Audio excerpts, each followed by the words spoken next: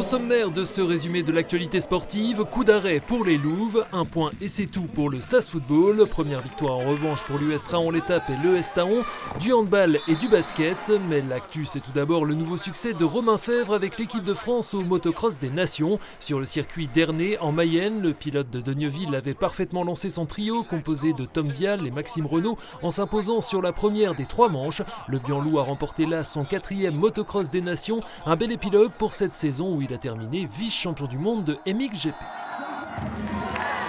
Victorieuse lors des 2 premières journées d'élite, les Louves du Saint-Dié Volleyball ont été défaites samedi soir au POJC par l'équipe de Sens, emmenée par l'ancienne des Audaciennes Miel Elgoul, qui a remporté là son premier succès. Après le gain du premier set, les Vosgiennes ont été surclassées et ont de surcroît perdu leur passeuse Rudirenko, victime d'une entorse dans la 3e manche. Score final 3-1.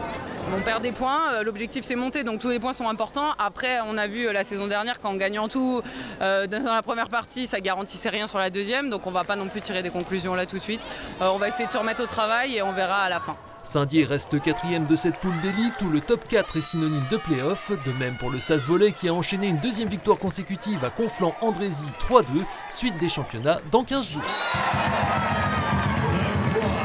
Le SAS Football, lui, n'y arrive toujours pas et court encore après sa première victoire de la saison après 9 journées. Tout avait pourtant bien commencé vendredi soir face au FC Rouen, 5e de national. Les Spinaliens ouvrant le score par Esteban Le Paul après seulement 7 minutes de jeu.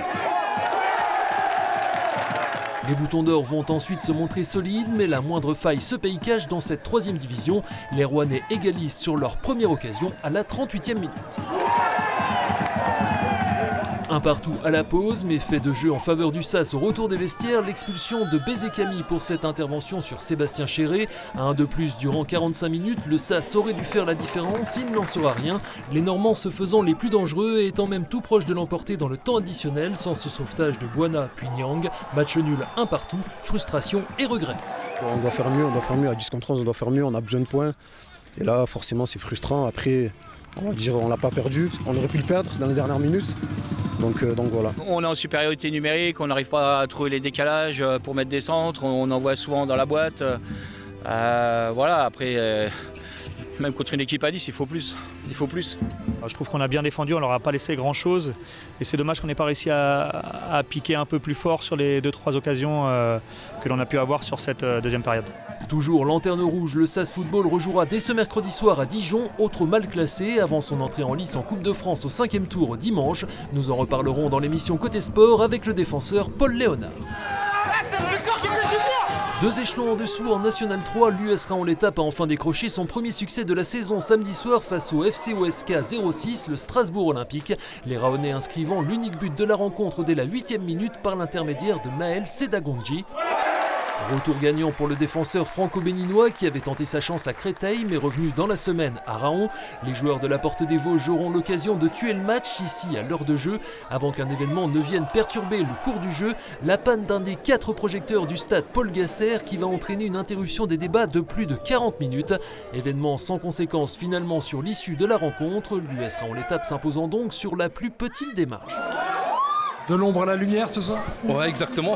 Ouais, franchement, match compliqué, surtout avec cette panne qui nous a coupé un peu les jambes durant la 2e mi-temps, mais je pense qu'on a fait le match parfait pour remporter cette victoire aujourd'hui, je pense qu'on le mérite. On fait un bon début de saison, n'empêche, dans le contenu. Après, malheureusement, dans les points, c'est un peu plus compliqué. Et je pense qu'avec tout le travail qu'on fait en ce moment, je pense qu'on mérite cette victoire. A noter toujours en National 3, le premier succès également de l'ES Taon 1-0 chez la réserve de 3. Belle affiche à suivre pour les Taonnais qui accueilleront l'AS Nancy-Lorraine, pensionnaire de National, samedi au 5e tour de la Coupe de France. L'US Raon jouera à Mulhouse, club de R1. Après 3 victoires faciles et une courte défaite lors de la dernière journée à Pont-à-Mousson, les filles d'Épinal Handball étaient à la relance samedi soir face à un adversaire présentant le même bilan comptable, Colombes, pour un match très accroché. Solides et appliqués, les Bleus et Jaunes ont fait la différence dans les 10 dernières minutes pour s'imposer 30-27. C'était un match compliqué, avec de l'enjeu, mais voilà, on a su se battre pour arriver à ce score-là. On peut toujours faire mieux, mais je suis quand même content des filles ce soir. Ok, prends ta balle de l'arrière là. Sanctionné en début de saison pour un défaut d'arbitrage d'un retrait de 4 points, tout comme la formation masculine de N3 au repos ce week-end, les Spinaliennes poursuivent leur remontée au classement et sont désormais 7e sur 12, suite du championnat dans 15 jours à Cergy. Ce week-end, il y avait encore du basket, battu également pour la première fois de la saison lors de la dernière journée à Célestat. Mirecourt a aussi renoué avec la victoire samedi en salle Claude Accart face à la Lanterne Rouge Longwy 101-87 et compilé un 4e succès en 5 journées. Quelles ambitions cette année pour l'EBM?